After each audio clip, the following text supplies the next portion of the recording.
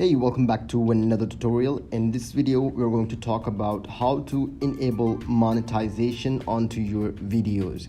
So this usually happens when people are, they just have applied for the monetization on YouTube and their monetization is accepted, but their videos do not show advertisement. So in order to enable them, all you have to do, go to your, click on your right upper corner, go to YouTube Studio, click on it.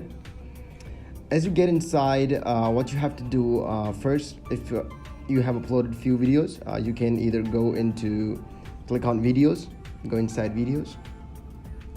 In here, click on any particular video you want to monetize it. Click on that particular video, for example, this one. And in here, you can see in the left lower corner an option called monetization. Click on it.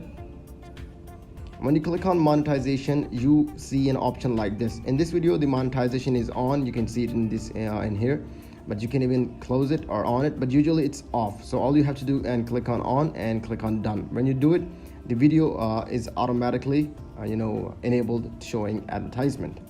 So that's it. That's very easy for showing one type advertisement for every video.